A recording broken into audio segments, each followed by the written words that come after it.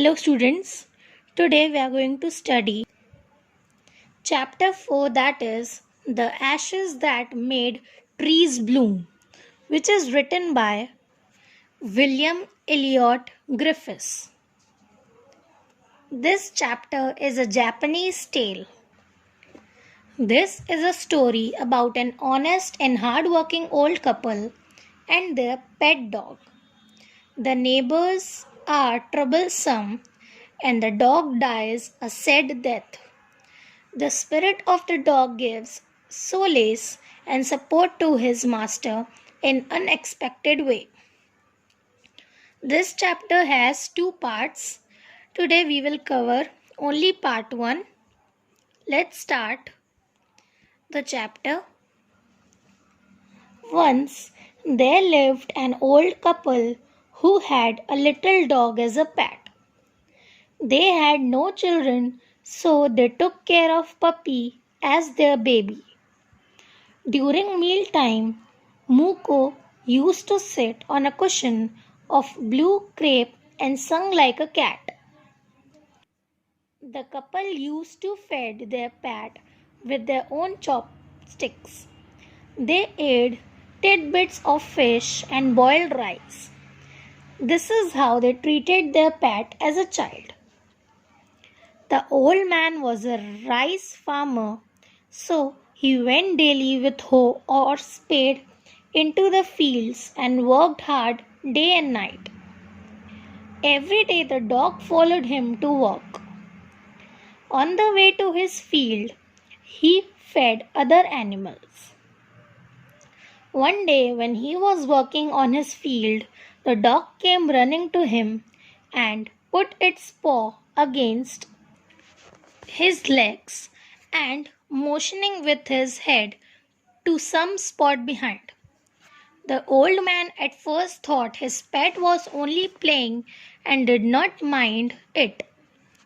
But the dog kept on whining and running to and fro for some minutes. Then the old man followed the dog a few yards to a place where the animal began a lively scratching.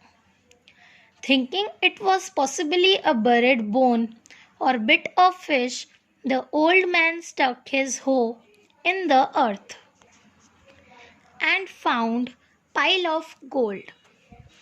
So, in no time the couple became very rich. They bought a land, held a party for their friends, and gave many things to their poor neighbors and patted their dog. In the same village, there lived a wicked old man and his wife, not a bit sensitive and kind, who had always kicked and scolded all dogs whenever any passed their house. Hearing of their neighbor's good luck, they coaxed the dog into their garden and set before him bits of fish and other dainties, hoping he would find treasure for them. But the dog, being afraid of the cruel pair, would neither eat nor move. Then they dragged him out of doors, taking a spade and hoe with them. No sooner had the dog got near a pine tree growing in the garden than he began to paw and scratch the ground as if a mighty treasure lay beneath.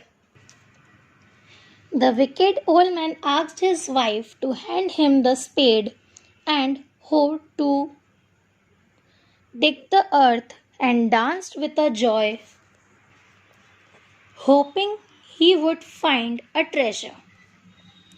Then the greedy old fellow with a spade and the old crone with a hoe began to dig, but there was nothing but a dead kitten, the smell of which made them drop their tools and shut their noses. Furious at the dog, the old man kicked and beat him to death. And the old woman finished the work by nearly chopping off his head with the sharp hoe. Then they flung him into the hole and heaped the earth over his carcass. The owner of the dog heard of the death of his pet and mourning for him as if he had been his own child went at night under the pine tree. He set up some bamboo tubes in the ground, such as are used before tombs, in which he put fresh flowers. Then he laid a cup of water and a tray of food on the grave and burned several costly sticks of incense. He mourned a great while over his pet, calling him many dear names as if he were alive.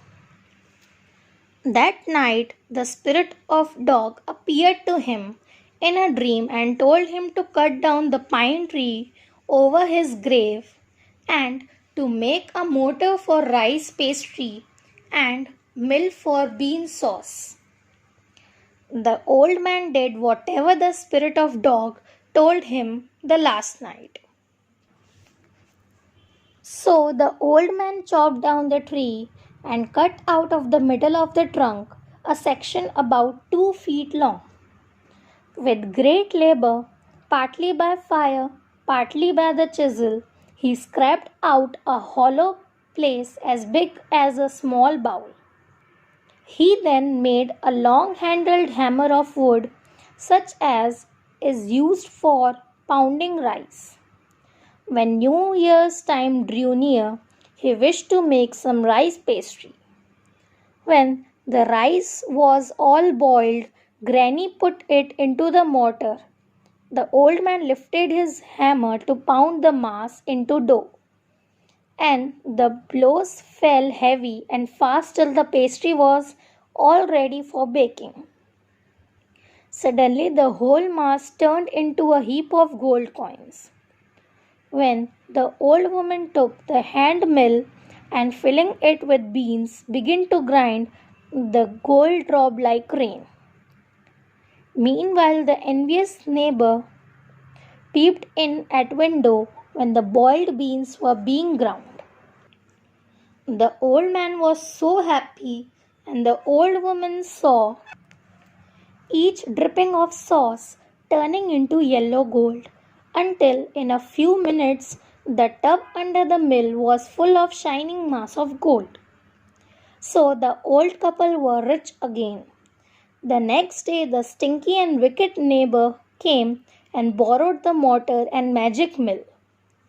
They filled one with boiled rice and the other with beans. Then the old man began to pound and the woman to grind. But at the first blow and turn, the pastry and sauce turned into a full mass of worms. Still more angry at this, they chopped the mill into pieces to use as firewood. Here your part 1 gets over.